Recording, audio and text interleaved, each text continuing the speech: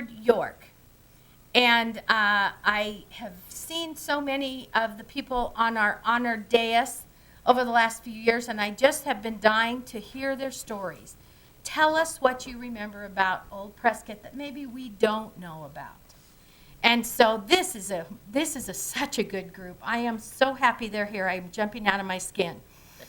Some of you know me, know I haven't slept for about 2 weeks.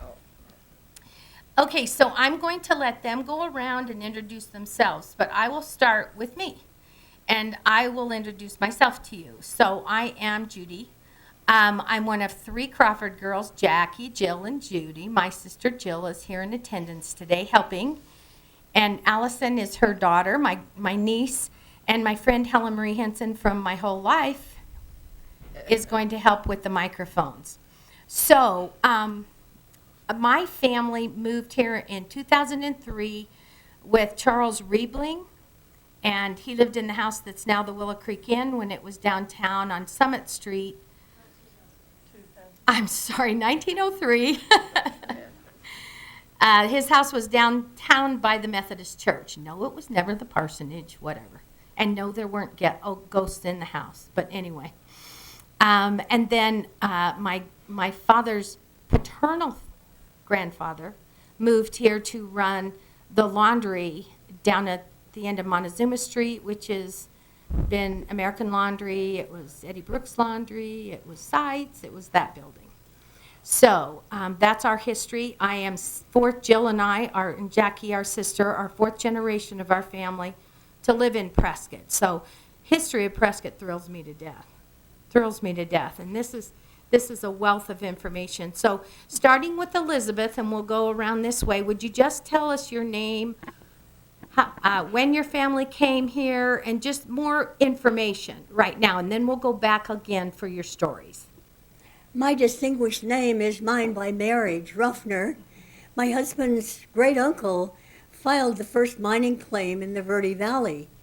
And later those claims were bought by a man who's very famous, named W.A. Clark, who asserted that the copper deposits in Jerome were the richest ever discovered in the world.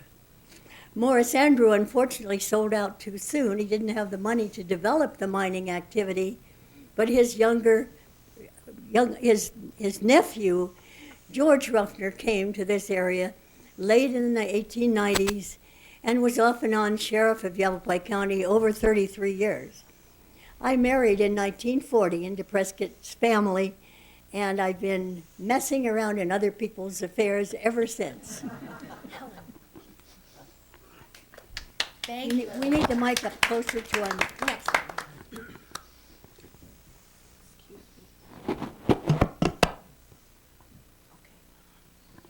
Yeah, you need to go behind if you can. Well, I moved to Prescott in 1922 when I was 1 year old and lived at 926 Yavapai Drive. Went to kindergarten and Lincoln School in 1926. Taught 5th grade there 20 years, principal 13 years at Lincoln School. I retired 30 years ago. My wife and I had a lot of fun on our 5 Honda motorcycles, put over 200,000 miles in the years that we drove, and never found a place better than Prescott. I bought an acre lot in 1962 off of Poplar Drive, and I built my 4-bedroom, 2-story house so my 3 boys had their own bedroom. And Stan Riley and I built houses on the side because teaching school didn't have a big income. And that way we got by. Mel Phillips said he gave us a break on our first cesarean. John, my oldest son, was 5 pounds and 10 ounces, and my wife was a little 5'1", and Rick weighed 8 pounds and 14. So he was anxious to get out of there. And my 3rd son, Mark, he's 57 now. And I'm not building houses anymore. I'm trying to invent a gravity wheel that doesn't take any energy out of it. That's what I'm trying to do in my old age. I was 93 in June. Wonderful. And Charlie was my fifth grade teacher. Lucky me. Oops, I'm too close. And yours, and yours. That's wonderful. Okay, next we have Jane Robbins. Okay. I'm Jane McCaffrey Robbins, and I grew up out at the VA hospital at Whipple. My dad was an engineer out there, and we lived there on the fort for 17 years.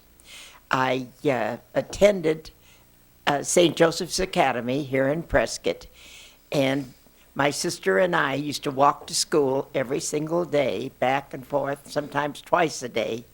And it seems like a long way now, but it really seemed a long way then.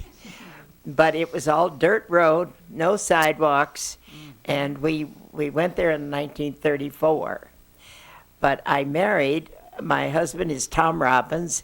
He was with Charlie as a principal at Taylor Hicks and at Dexter. And I was telling the girls that when we were little, both Jill and Jackie's mother lived fairly close to the entrance to the VA hospital that was right on Sheldon Street, right where you go into the college now. That was the VA, they called it Fort Whipple at the time. And there was a little stand there that the guard would have to make sure that we were allowed to walk in and out of the gate. But we used to tap dance together. And in those days, every Thursday night, they would have a community sing in Prescott. And it was Mrs. Ruffner, Mary Ruffner, Budge's mother, that started it. And she would have all the kids in town or anybody that volunteered to perform could be on the program for the week. But we took our dance lessons together, and so anytime she needed a fill-in, she'd call us to come and tap dance. We took our lessons at the American Legion home and the WPA, I think, provided them at the time. I'm not sure about that. But we also had a community sing in Prescott, and everybody in town would go down to the plaza, and we had a city band, and they would sit in the bandstand when we were little, and we would meet our girlfriends, Joanne Fanar, one of them, down at the where the fountain is. We'd all meet at the fountain and walk around and sing. Everybody sang. All the old people, young people. It was just more fun. And then afterwards, we go down on Cortez Street, and there was a triple dip ice cream store. And you got 3 scoops for a nickel. So we'd get to all walk down there and have our ice cream. But Prescott was a wonderful town and still is. So. Jane, was that Ensminger's Drug where you got ice cream? No, it was across the street. Oh, okay. In the old Matthias and Lynch building. Oh, okay. Oh, But wonderful. Ensminger's Thank was you. across the street. Okay, Mary Jean Smock Setkovich. Martha Dean. I'm going to do that all day, Martha Jean. Yes. I'm sorry. I'm Martha Jean Smock Svetkovich, and I've lived here since 1928 with a little bit of intermission going to Northern Arizona University. As we came here, my dad was a carpenter and then a later contractor, so he was in and out of Prescott going to wherever the jobs were. At that time, it was about Depression days, and you were lucky to have any kind of job. So my mother and I were by ourselves a lot of the time when he was be out of town on a job. Anyway, I went to all the schools in Prescott through high school, and then up at NAU for a short while. And when I came home, I thought, well, I've got to get a job. So I went to several places, and I had some small jobs that were just, part-time. And then someone directed me to the county school office, and I talked to Pearl Bethay, who was the superintendent at that time. She hired me, and I worked for the county school office off and on for 41 years, taking time off for two girls' births. And I met a lot of nice people from all over our county. In fact, I still see some of the board members in grocery stores or places, and they remember me too. So that's kind of heartwarming to know that we all had such a good relationship. Anyway, like Jane said, I think Prescott is a great town, and I'm glad I grew up here. I'm glad you guys are all here still. That's awesome. Okay, before we talk to Bruce, I'd like to introduce to those in the room Ann Hazeltine Ravy.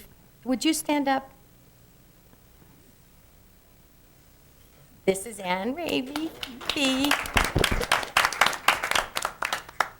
Okay, go ahead, Bruce.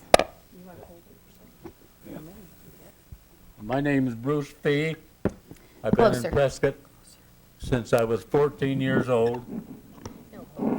And we came to Prescott in 1929 or 39, and my dad was a Frigidaire dealer. Hey, Bruce, could you hold on one sec? Yeah. Okay. Those have to be in his face. There you go. Thank you. It's a double whammy here. You've got to talk. Well, Marcello had to move my mic, but Johnny did. he doesn't know what he's doing. Helen. Well, I'm 88 years old. I smell 90.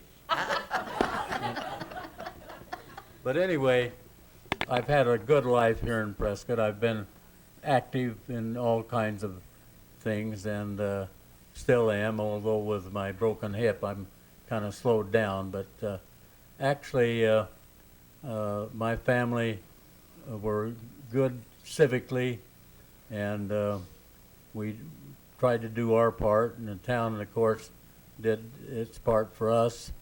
We made a good living, and we've had fun, and we're glad we're in Prescott. Thank you. Okay, I have to just interject a little story about Bruce.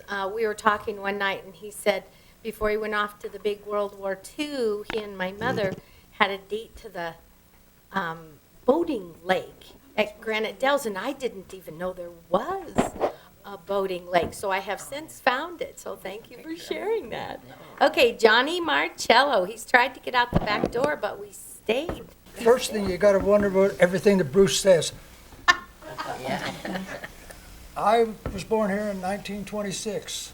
Allison, This better, worse, face mic. There you go. Perfect. done? I was born here in 1926. My family came in 1905 to Poland mine, up off of Poland Junction. Is it all right? Yep. Oh, well, I got nothing to say anyway. But You just lived been in here all my life, so that's You all lived I- in Poland Junction? Huh? You lived in Poland Junction? No, they went to Poland, which is the Poland Junction. You top off and go up to the hill, and that's where the mine was. And to come to Prescott, they used to ride horses down through Groom Creek and that way, and come into Prescott. That's where they came from, and been here ever since. Awesome. Okay, Mr. Walt Minucci. Right up close. Okay. I was born here in Prescott on Whiskey Row, the old Arizona Hotel. We lived in Senator. My folks, my dad worked in the Senator mine and brought me in, my mother and me, and I was born there where the old Coyote Joe's is. And I've lived here all my life. And my dad in World War I, they were going to draft him. We had 7 in our family, but they found out he was a lead miner, and they needed their Senator mine furnished lead for World War I. And so he was exempt because he was a lead miner. So all the lead that was used in World War I came from the Senator mine. That's about all I have to say. That's awesome, Walt. Thank you. And this is Paul Paul. We call him PG Rosenblatt. The judge, here come the judge.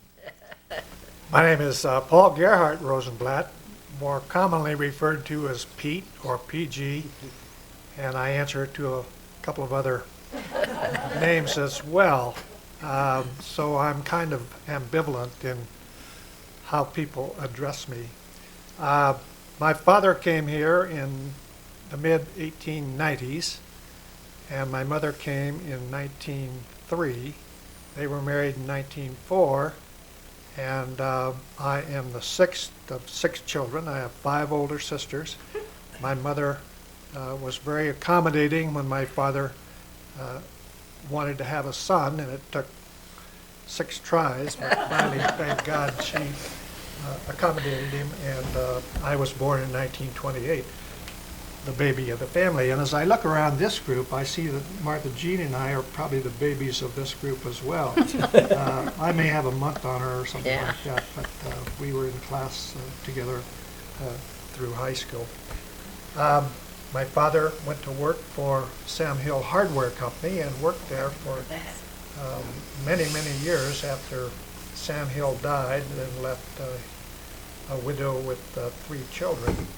And all the employees at Sam Hill joined in together and kept that business going for many, many years. In 1942, he left and established the Prescott Metal Products Company, which he ran up until his death. At any rate, I grew up here in Prescott, Arizona, went to Lincoln School, Prescott Junior High School, Prescott High School, graduated and went off to college, as we were all expected to do in those days, because there was really no reason to stay in Prescott unless there was a family business or something that offered a future. I went to college for a long time, looked around the country and lived in many places, but couldn't find a place that was attractive and as personal as Prescott. And so my wife and I and our 2 daughters moved back in 1971, and we've been living here ever since. Awesome. Thank you, PG. This is Mr. Charlie Fanara, part of the Savoini Fanara clan, and we're so glad to have you here. Mister. Yeah. I came to Prescott in 1940 and started high school here, and I came a long way from Cottonwood, Arizona. And my father came from Italy, and 1918, and my mother was born in Haziampa Lake, if you know where that is, north of Groom Creek. And she was born here before Arizona was a state. And I know Merrill Windsor, I know many of you know him, had a big party for him when he was head of Arizona Highway. And something that people may not know, my folks started a dairy, Haziampa Dairy. And my cousin, Joe Savoini, and myself were known as the Dairy Boys. And one thing I can remember is that during the war, there was a black troop, 800, stationed out at Fairgrounds. And that's about all I've got to say. Thank you. Thank you, Charlie. This is Joanne Fanara. Her maiden name is Gegg. I did not spell it wrong. It's Gegg. I was born in Prescott. I guess there are several of us that claim that honor and distinction. My father came here after World War I. He was still in the military. I believe he was a corporal. And later was stationed at Fort Whipple.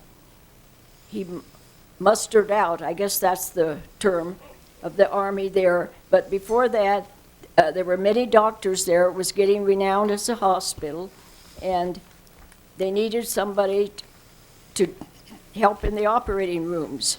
They were removing tonsils and every other sort of operation. So he was pulled into service without 1 day of medical knowledge. And he gave anesthesia with ether mainly, and measured it and clamped it on, over their nose and put to sleep many veterans, which we hope are still living to this day. Anyway, it was unusual that a hospital would allow a man to give the anesthesia just the way he did. My mother came in 1923, I believe, taught school at Lincoln School, and until they were married, and then my father went to work at Vine Brothers Electric. It's on North Cortez, where the Raven is now. He was there for many years, a partner with Harry Smith and Gary Vine. Gary Vine was very familiar with the Community Sings, if you all remember. My memory is that they were at the Ken Lindley Field. They did part of the time during the war. But they were certainly enjoyable by everybody. And he worked at Vine Brothers until retirement. I went to school here 12 years at St. Joseph's Academy, along with my 3 sisters, and went off to college and lived in San Francisco, but found the attraction too strong to resist. Came back to Prescott 62 years ago and been here ever since. Loved every minute. Oh, that's so wonderful. Well, I have a big round of applause for every one of you. Jane. There you go. Go for the I just flag. wanted to say that my father-in-law, Bob Robbins, was born here in 1862, and we have 5 generations that have all been born here and still live here. Wonderful. All 5 it's not my father-in-law, but my husband and the rest of them. And he was also, Bob Robbins followed Ruffner as sheriff, and he was sheriff for a number of years too, so. Oh, that's absolutely wonderful. Okay, can you go to Betty? I'd like to add something to Martha Jean's comments about her father. May I? Yes. Charlie Smock built an internal refrigerator space in a cabin, a former summer cabin we bought in 1941, the year Melissa was born in Prescott, Arizona. It's all right, everybody knows. And we had a stove, for wood stove, and an ice box. And Charlie Smock cut out some cabinets, and Charlie's motto was, "I'll do you a neat job," and he did. He cut out some cabinets and stuffed that refrigerator in there for us. Oh, Charlie my Smock. goodness.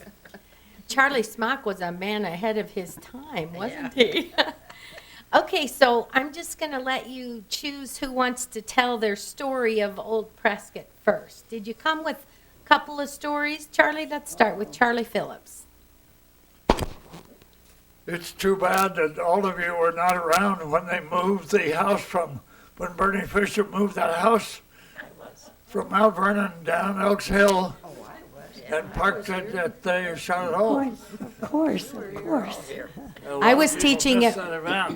I was thinking the other day when in the 20s when McIlvain's was in Midland, my father worked there a while. He worked with Herschel McMullen at the Sam Hill Hardware with George Hill, and eventually worked for Lester Ruffner. And then he got a job with A.L. Moore&Son in Phoenix and died in 1937. He's buried out at the VA cemetery. Wow. But that service station right across from McIlvain's on West Gurley had a slant through. It cut off the corners and went diagonally across to the pumps. And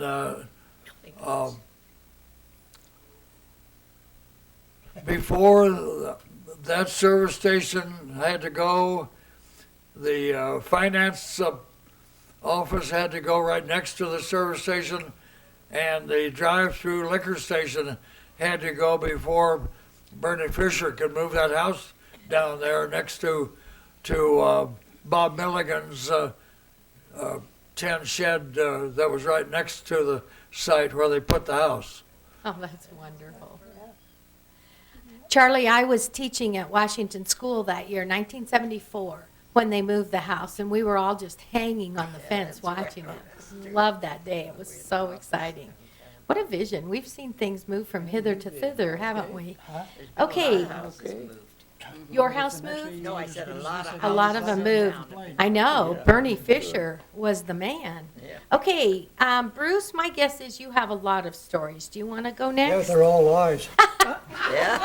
I've got too many stories about too many people sitting here, and I'm hesitating to say some of them, like the time Minucci and I got drunk, and Johnny Marcello's dad's Tivoli bar, and ended up tearing up the old mill, and we were pretty bad, you know, Walter, but That's bad. we managed to get by without getting thrown in jail, although we should have been, I'll tell you that. They didn't throw them in jail then.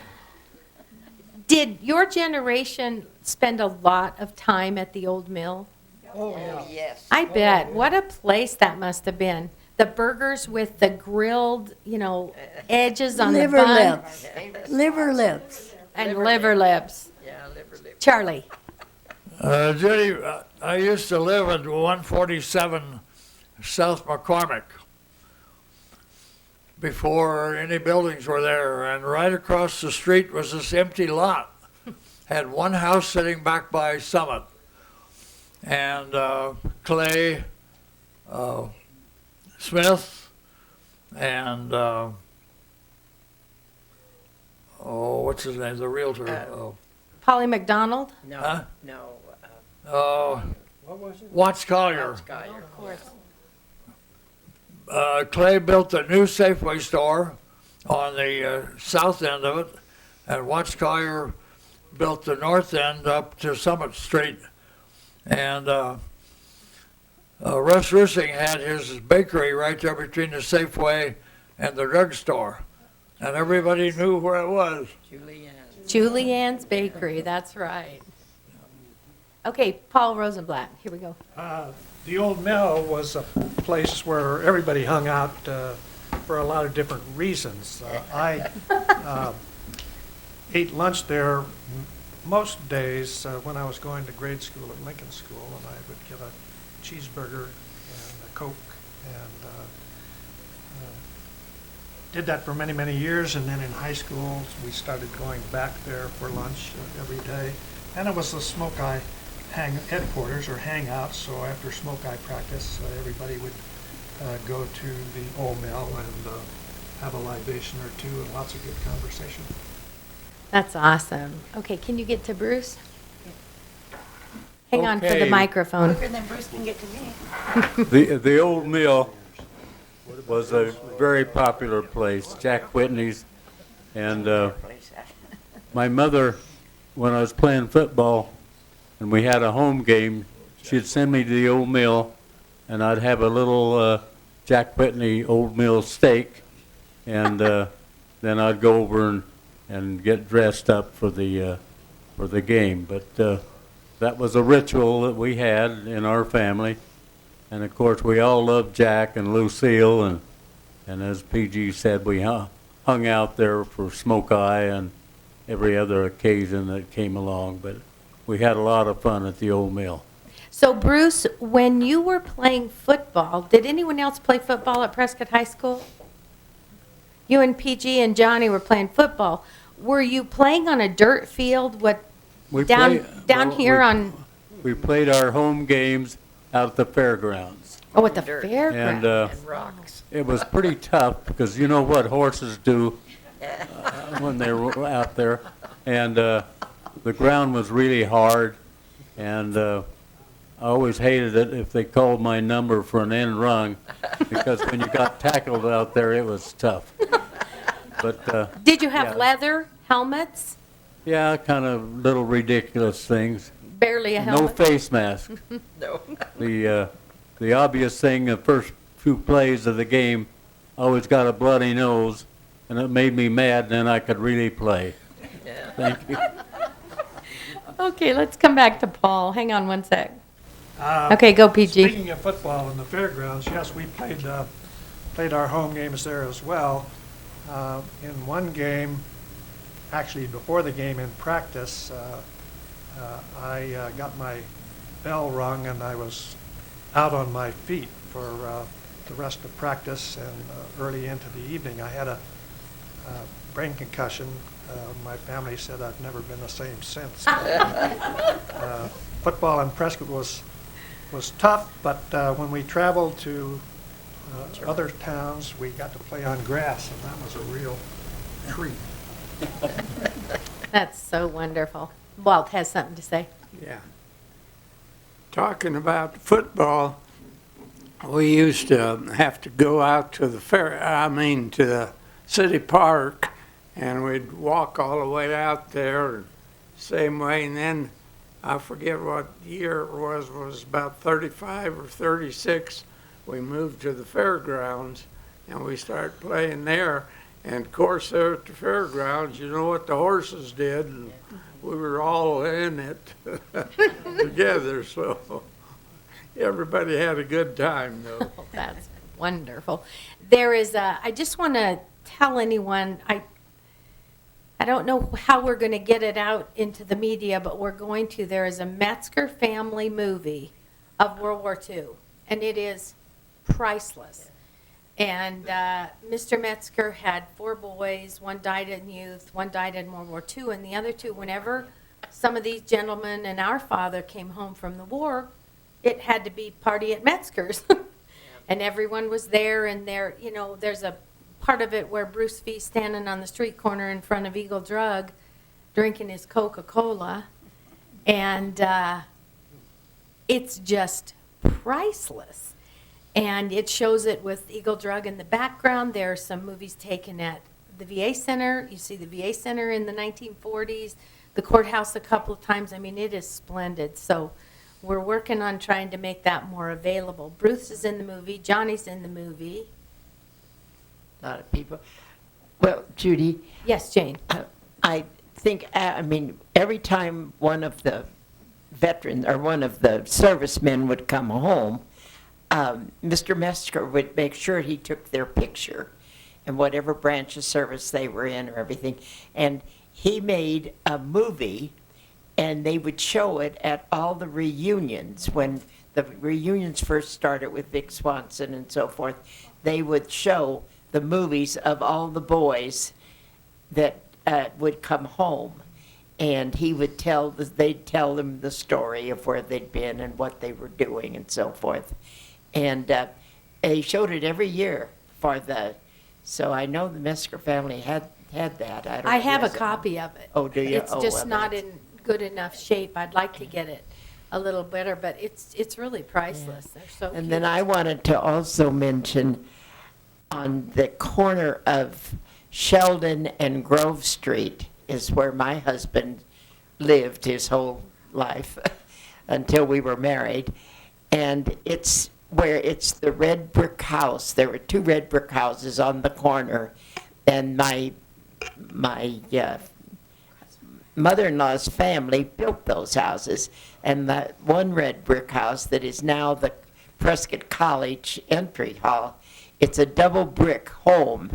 So they said, they'd never tear that down because it's double brick. But he owned the brick company, so that's why he put the double brick in there. Wonderful. Oh my gosh. We have to work at keeping those homes. Elizabeth Ruffner is the forerunner in Prescott of keeping things like the Elks Theater and all of these buildings We still have the academy. so nobody tears them down for parking lots. Go ahead, It was Elizabeth. hard work with not very much success at first, but it worked out. I'd like to tell Joanne that her father is not the only non-trained person who gave anesthetics for a cause which was not being met. When this country went to war in World War II, I had met a man I later married at the University of Cincinnati, where he was in the College of Embalming and I was in pre-med.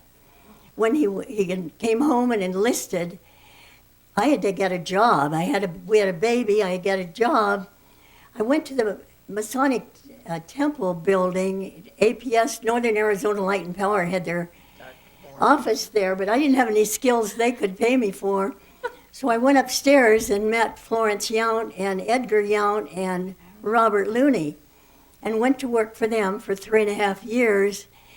Florence was the only really practicing physician, although she trained as a pediatrician and I suppose delivered some of your children.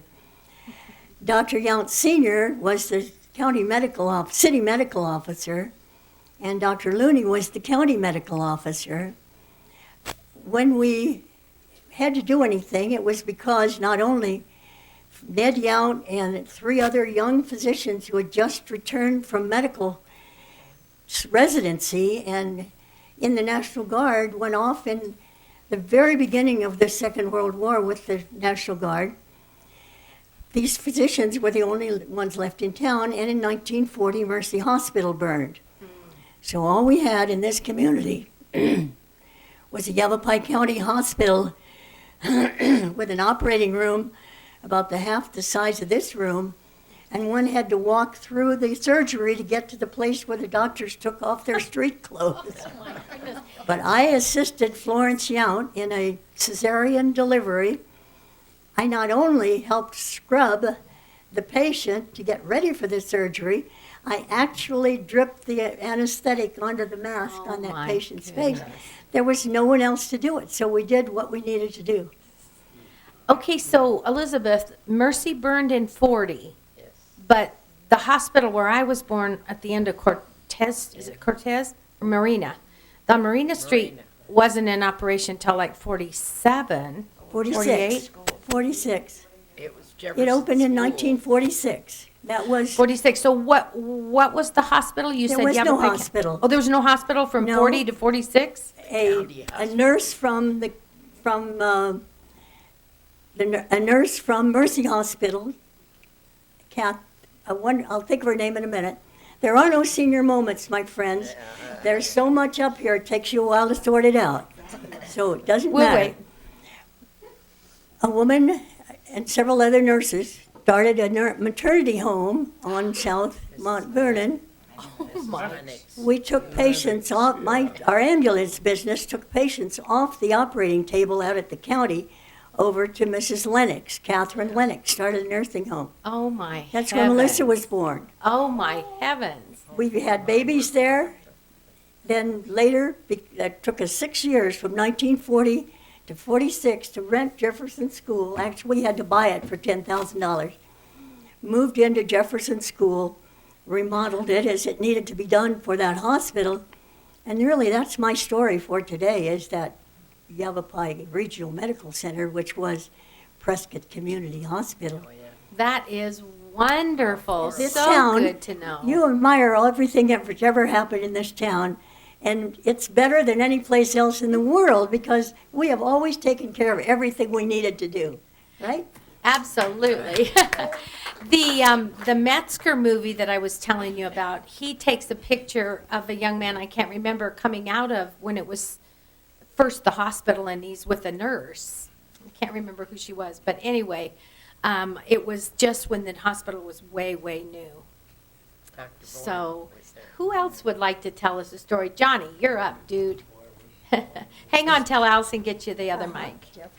Okay. No, I was going to say, I worked for Watts Colliers when we was pumping gas at 12.5 cents a gallon Where was that? on the corner, Sheldon,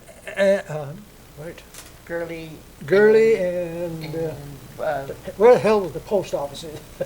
Cortez. Goodwin and Cortez? Goodwin and Montezuma. At Goodwin and Montezuma. Oh, right. Did it later become? It's at the station, kind of like it's still there, but I don't. Did it remember later now. They become got- Blakely? Pardon? Was it Blakely Station later? No, Blakely's was, later it was Blakely's. Okay, I know where that is. That's where the Sir Optimus Tattered Treasures is currently. Yeah, and that was when you got three gallons of gas a week. That's what your stamp was. But if you got a convoy through, they had to give you $100 coupons. and you always made sure that they got at least 302 or 305 gallons, so they had to give you 400 gallons. That meant you had 95 gallons extra that you could pump in your own car and everybody else's. And that's how you got your extra gas. Oh my goodness, how fun. Okay, can you, Helen to Jane? One sec, Bruce, hang on one sec. When he mentioned gas, it reminded me of my dad. And he worked at Whipple and had most of the men that went to work had to walk to work every day. But he would have them give him at least one stamp a month so that he could we had the V-12 Navy cadets here that were learning how to fly. So he felt everyone should see the Grand Canyon, and most of the boys were from New York or Pennsylvania or someplace. So Daddy'd take a carload of boys and collect the gas stamps from his employees so he could get those boys up there to the Grand Canyon at least once a month. That is awesome, Jane. Were they the Navy pilots housed at the Armory? Yes, they were at the Armory and also up where Pine Acres is now. That used to be called St. Luke's Sanitarium. Oh, Helen Marie lives there. Yes, that's what she said. That's awesome. Don't you love Prescott? That This used is the to be thing. a sanitarium, and some of them lived up there, but That's- most of them at the Armory. Okay, thank you. That's a great story, Bruce.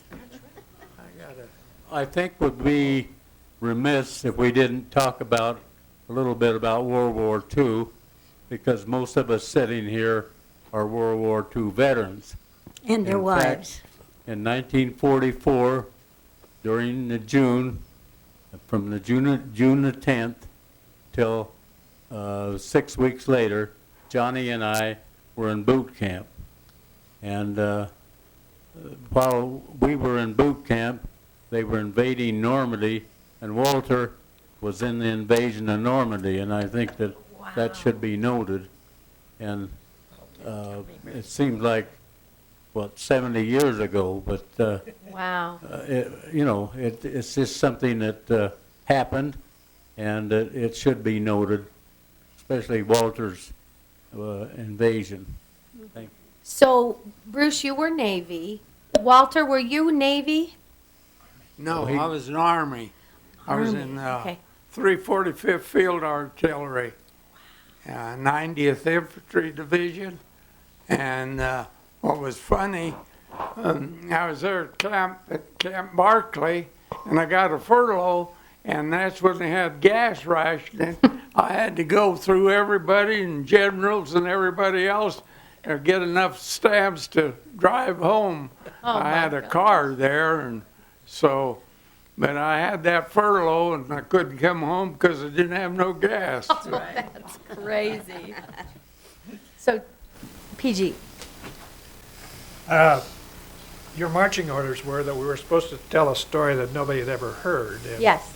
And I'm going to tell one that I'm sure the only other person that could confirm the truth of this is Ann's brother John Hazeltine, who's in Phoenix. But it took place back in the winter of 1936 and 37. And that winter was a hard, long winter. Walt remembers that, I'm sure. Yes. And it snowed every day from like the 1st of January through the middle of February. It wasn't one of those 4-foot snows that wipes everything else. It was just a continual, cold, snowy winter.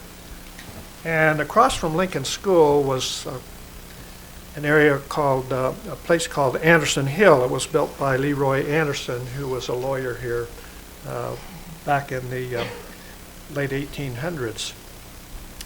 And there was no house other than the one that he built up on the top. On the back northwest side was a steep, long slope.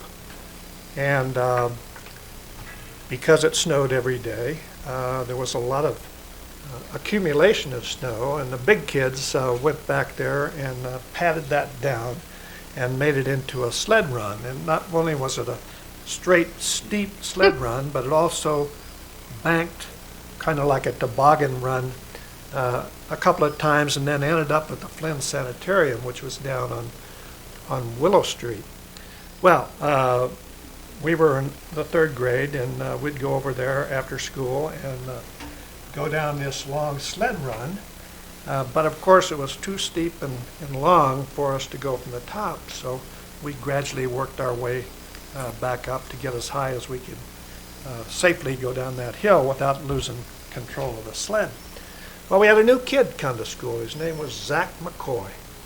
And like happens with new kids oftentimes, he wants to become a part of the gang and be accepted by the other boys. So we took Zach over and told him that we had a club, and that if he wanted to get in the club, he had to go down the sled run from the very top. None of us had done that, of course. Anyway, Zach wanted to get in the club. He took a long time deciding, but finally he says, I'm going to do it.